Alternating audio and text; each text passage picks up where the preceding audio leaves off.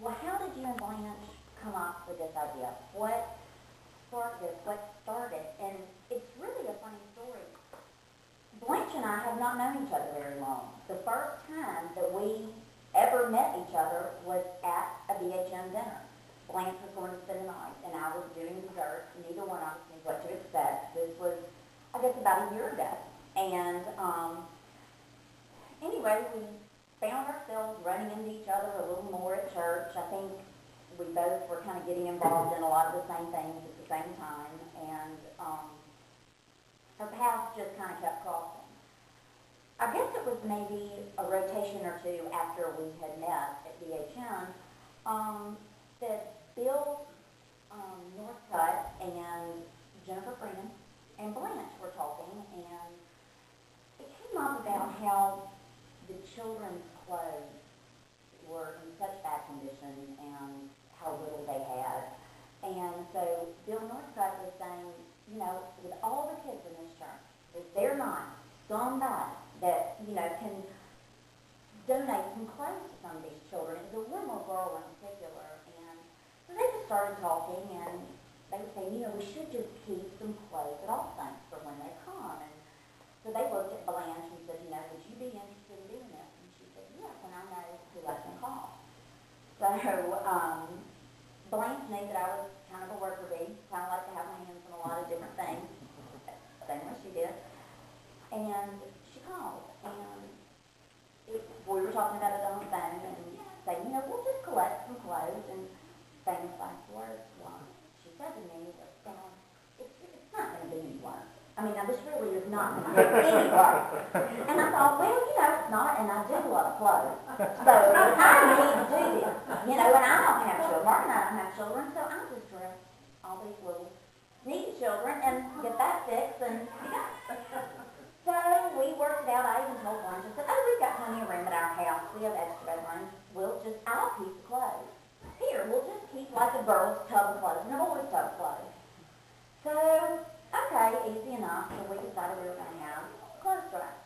Okay, it all was fun. Let's just put something out there and see if we can get people to bring clothes. And maybe just even have a permanent little bin. Every now and then we'll just check it and deal with it.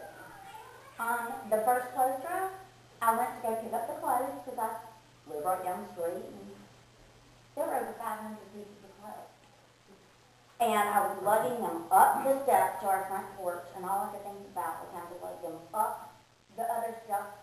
And I pulled them all on the porch, and you couldn't even walk on our porch. I was so overwhelmed. I was crying. I called Blanche, and I said, this is a very good thing, but help me. I'm overwhelmed.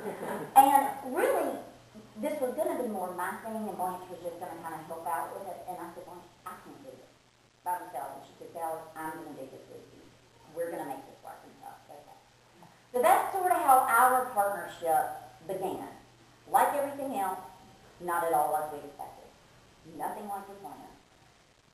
So she comes over and sees the clothes and has a little freak out moment the same way I did, because you can hear 500 pieces, but to see it is a whole other ballgame.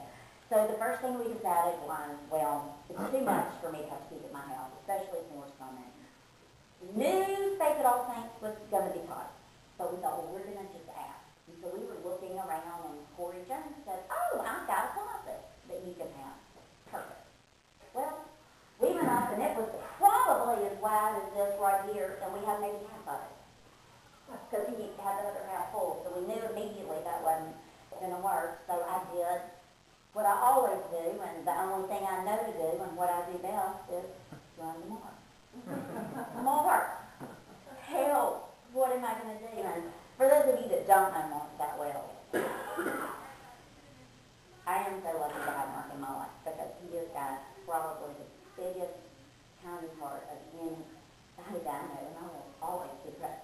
And we talked about it, but he doesn't have no idea what he means what. None of my child's closet would be possible without Mark. And in so many ways, he has stepped up and done, and as we go to him, like always, he figures it out, and he gives us this little office at his office. He had at his office several offices that we were just storing furniture in, and they had big built-ins in them, and he said, well, y'all can have this office down here. So, perfect. Well, we got everything ready just in time. We started talking about this in March, but really, this didn't come about until June.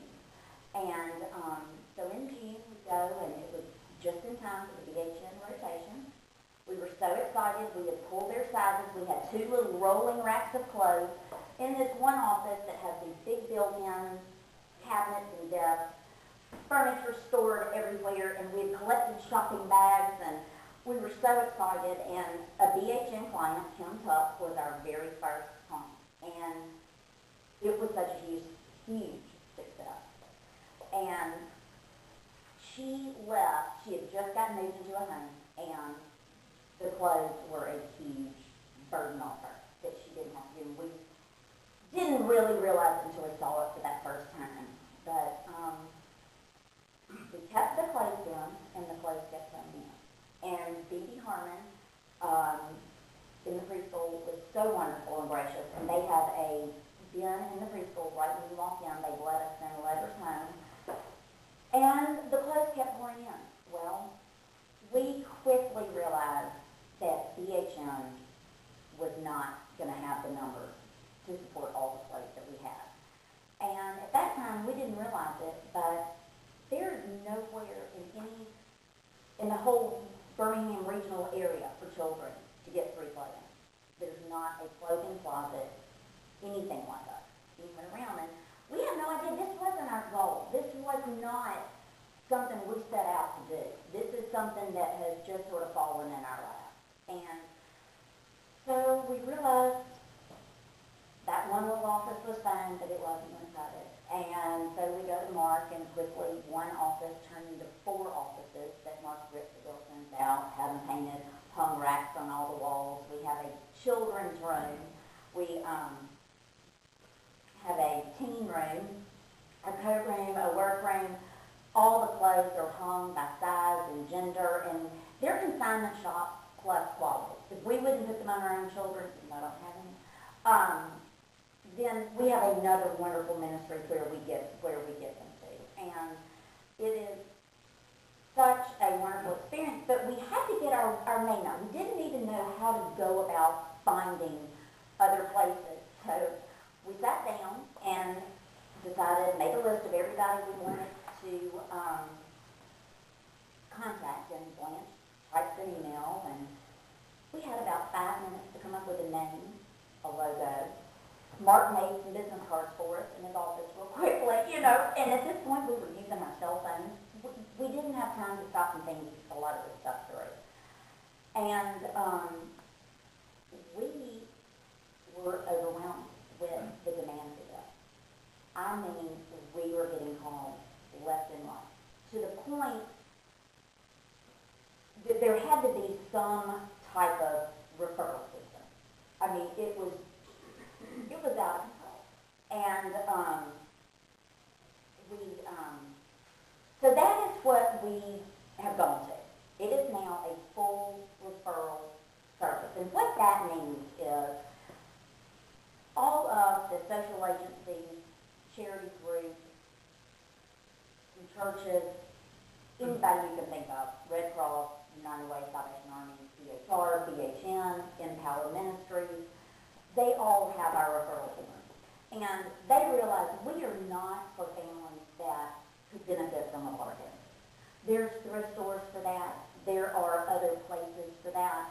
We are truly for the people that thrift store is not an option.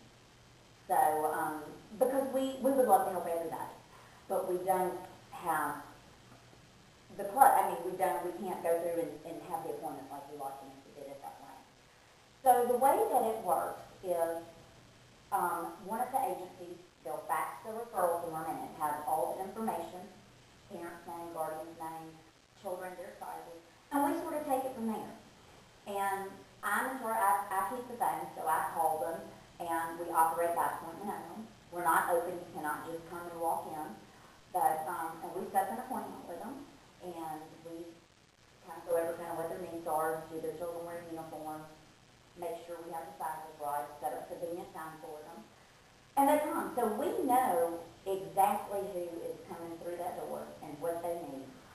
And we are able to devote 100% of our time to that family when they're there. And they're not used to that. And they come in sometimes and it's, what do I have to do? Stop this door. You know, let's get those kids taken care of. I get to pick out what I can take. Absolutely. Whatever you, we had one mother that said that she had never been able to choose clothes for her children. She always had just what was handed to her. And half the time it didn't fit or not what she liked. And they get so excited. And we tell them that they can get 10 pieces of our clothes. We thought it was clear for each child, but we noticed they would start getting 2 or 3 pieces. And say, well, that's okay for John. Like, well, he can get 10 pieces. And she'll say, well, Billy needs more than John. Well, Billy can get 10 too. And they cannot believe that. And we say 10, but everybody leaves with about 15 or 16 because we have extras on top of that. They can get 10 pieces of our clothes, then they can get as many extras as we can find them. Shoes, coats, pajamas, a brand new pack of underwear, bras, socks, bathing suits, baseball hats, purses, scarves, whatever that need is, you know. So they leave with shopping bags, which we have now gone to with our logo on them. We realized that, and kind of what Jack was saying, it was very obvious from the beginning. These people, there's not a lot of places where they were treated with any dignity and any respect. And Blanche and I dress up. And I say dress up, let me rephrase that. We dress up in, we wear jeans, but nice jeans with a belt and a shirt, and we're fixed up. And people picked up to take care of us when we go shopping, so we were going to do the exact same. And, but we do. We want them to have a good experience and treat them with the dignity and respect that they don't get a lot of other places. And it really has been overwhelming to see their response change from a lot of times when they walk in the door to really fasten us into it. They realize we're there to help. We really want to help them, and we want them to leave happy. And we can't do everything for them, but we can definitely make sure that they don't have to worry about their children being cold. You know, when we hear they haven't had heat in 8 months, and they haven't had electricity in 6 months, and they're so cold, and we have one underwear so that they can put under their pajamas. Well, of course, Blanche is in that digging, and we're finding everything we can find, but so they're probably